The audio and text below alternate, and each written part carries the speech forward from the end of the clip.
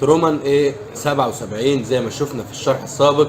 طريقة شحن اي ريسيفر اتش دي سان بلس بدون مبرمجة بطريقة سهلة وبسيطة جدا على ترومان ايه 77 واي ريسيفر عامة. يعني زي ما وعدتكم جاي لك النهاردة بالتحويل الجميل اللي شفناه في الشرح. للي ما سمعش الشرح اسمع الشرح، هتتعلم كتير وهتستفاد كتير بطريقة شحن اي ريسيفر بدون مبرمجه خالص بطريقه سهله جدا. فقط وحث على قناه شروحات بلال سات.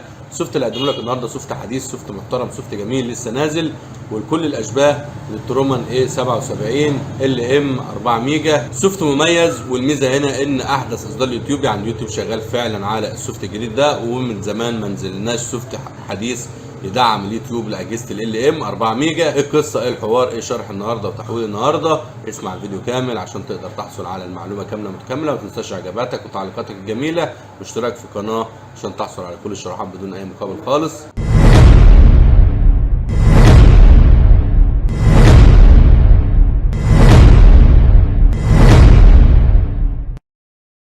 السلام عليكم ورحمة الله وبركاته. أعزائي شروحات بلاد سات في كل مكان، يا رب تكونوا بخير وبسعادة دايما يا رب.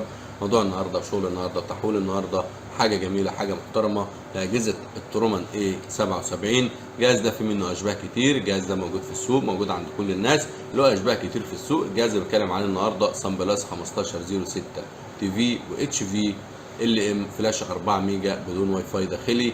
جهاز طبعا محترم، جهاز تقفيل جميل. ولكن انا زي ما وعدتكم للناس اللي سمعت الشرح السابق، طريقه شحن اي جهاز بدون مبرمجه خالص بطريقه بسيطه جدا عن طريق اللودر ووصل التحديث.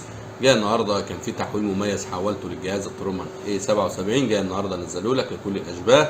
سوفت محترم، سوفت جميل، سريع، اداء، منيو جديد، سرعه في التشغيل، احدث اصدار اليوتيوب، في اضافات مميزه. يلا نوصل الجهاز ونشوف مع بعض التحويل السريع الجميل ده، وهسيب لك سوفت الرجوع برضو في الوصف. وننبه على الناس يا جماعه ما تطولش في الشرح عشان ما تفقدش جهازك، عشان ما توصلش لقفل الفلاشه واللودر والكلام ده كله.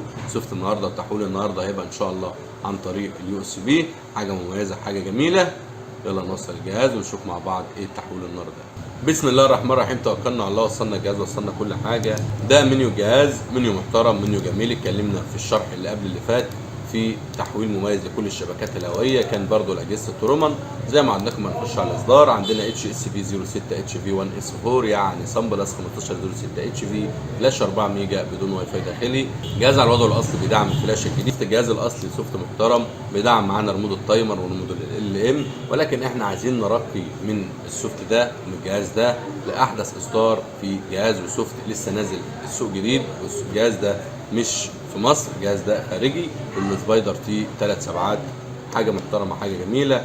هنرجع باك عشان ما نطولش عليكم. هسيب لك سوفت الرجوع كله عن طريق اليو اس بي. هنخش على التحديث، على تحديث اليو اس بي. بصوا يا جماعه، في سوفتات لكل المعالجات فضل من ربنا على القناه، ولكن للاسف هو ضيق الوقت هو اللي بيخلينا ما نقدرش حتى نقدر نرد على الناس في التعليقات، وبيبقى غصب وظروف. هنخش على السوفت. عندنا السوفت الجميل المحترم، بسم الله. جهاز سحب معانا السوفت تمام زي ما حضراتكم شايفين. الشرح اللي فات ده يا جماعه حاجه محترمه، حاجه جميله. وانا هنا لما بقول اتعلم في الفيديو ده والشرح ده حاجه جميله لكل صنايعي وكل حد، ان انا بفضل من ربنا معلومه زي ديت ما ببخلش عليكم ولا في احتكار ولا اي حاجه. بفضل من ربنا لما بنقدر نوصل لاي معلومه ايا كان هي، سواء محتكره سواء اي حاجه اي معلومه بفضل من ربنا ما بنفشاش على الناس كلها، وكل حاجه بدون مقابل. عايزين بس دعوه لاخوكم المسلم اللي بيتعب عشان خاطر يقدم لك كل الشروحات بدون مقابل خالص على القناه. عايزك تشترك في القناه وتفعل زر الجرس عشان تقدر تحصل على كل الفيديوهات والشروحات بدون اي مقابل. وانا هنا لما بقول بدون مقابل انا ما بقولش للناس يعني ان انا بجبع الناس ولا كده، لا والله انا بقول مقابل ان انت تعمل مشاركات للشروحات والسوفتات والحاجات اللي على القناه، عشان كل الناس اللي زيك برضو في ناس كتير بتدور على السوفتات والحاجات ديت ما بتلاقيهاش، فيبقى الناس كلها تستفاد من الشروحات اللي على القناه. جهاز سحب معانا السوفت تمام. هنصبر لحد ما الجهاز يرستر لوحده. زي ما حضراتكم شايفين الجهاز سحب معانا اجهزه السبايدر، اجهزه محترمه، اجهزه لها كل الدعم، حاجه جميله. بتدعم اجهزتها باستمرار وتحديثات باستمرار للاجهزه بتاعتها كلها بفئات المعالجات. جهاز فتح معانا تمام، حاجه جميله، حاجه محترمه. في البدايه كده، هل الجهاز بيدعم ريموت التايمر ولا لا؟ اولا كده الريموت ال ام اللي شغال فقط لا غير، ريموت التايمر مش هيشتغل. احنا ماشيين معاكم واحده واحده اهوت. هنرجع باك. ده قائمه القنوات. عايز تضيف اي شفره بيس، الزرار اللي تحت الاصفر ده زي ما حضراتكم شايفين. هناخد الحاجه واحده واحده معاكم. طبعا اجهزه ال ام صعب ان انت تلاقي فيها تكبير اشاره، ودي معروفه يعني، مفيش الا اجهزه الداكي والجي اكس. اول حاجه ده منيو الجهاز، منيو محترم، منيو جميل زي ما انتم شايفين. اول حاجه كده هنخش على التركيب، نشوف في اي اضافات جديده. زي ما حضراتكم شايفين مفيش اضافات. هنرجع باك نخش على اداره القنوات، برضو مفيش اضافات.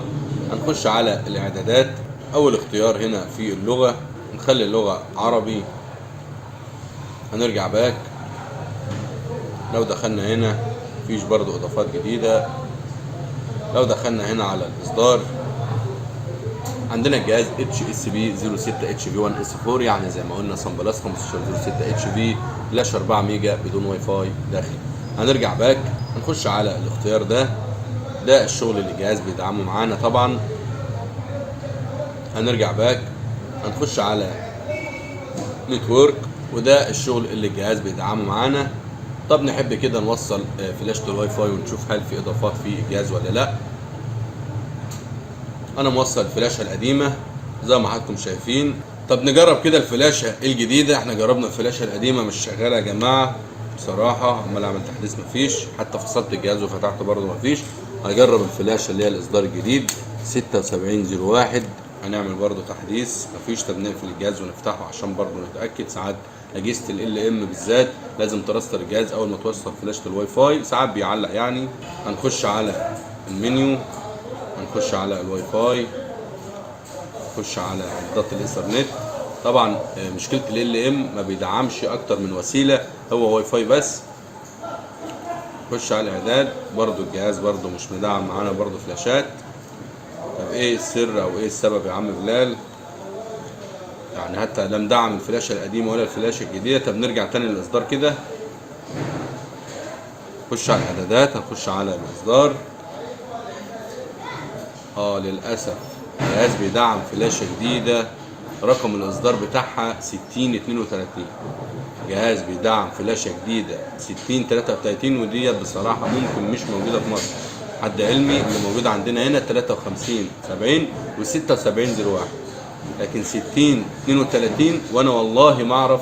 انا بجرب زيكم يعني، انا ما ببقاش عامل الشرح قبل كده وانا بنزل، لا انا شغال على طول. فهي دي صدفتني، فللاسف الشديد عشان بقول للناس كلها للاسف الشديد الفلاشه دي مش موجوده. لو حد عنده فلاشه هيقدر يستفيد من السوفت في الشغل اللي هو في الجهاز، في الابس والسيرفر اللي على الجهاز، في الشغل اللي على الجهاز هتقدر تستفاد منه. ولكن للاسف يعني يعتبر التحويل هو تحويل مميز شكلا، اضافه يعني سرعه في الاداء، شكل المنيو هو تغيير فقط لا غير. ولكن للاسف انا ما كنتش اعرف ان الجهاز ما بيدعمش لا الفلاشه الجديده ولا القديمه، لان بصراحه اول مره تقابلنا حاجه زي ديت. وممكن يكون نوع الفلاشه ده واي فاي داخلي جديد، يعني يكون فلاشه داخليه. يعني الجهاز اللي انا بحول منه الترومان A77 للسبايدر تي 3 سبعات ماستر، يكون الجهاز ده اصلا يا جماعه واي فاي داخلي. للاسف هو ده اللي انا وصلت له. انا مش هقدر اضيف حاجه من عندي تاني، يعني انا مفيش حاجه اقدر اضيفها للجهاز. وهنا يبقى وصلنا لنهايه موضوعنا النهارده. كان موضوع مميز، سوفت وتحويل نار لكل اجهزه الصن بلس 1506 اتش في وتي في ال ام فانيلا فونكس 4 ميجا، فلاش 4 ميجا بدون واي فاي داخلي. حاجه مميزه، حاجه جميله، منيو رائع، اضافات مميزه، احدث اصدار لليوتيوب. يا رب تكونوا استمتعتم بالشرح واستفدتم منه. انتظرونا في شرح وفيديو قناه مع قناتكم الجميله قناه شروحات بلال سات. والسلام عليكم ورحمه الله وبركاته اعزائي شروحات بلال سات في كل مكان.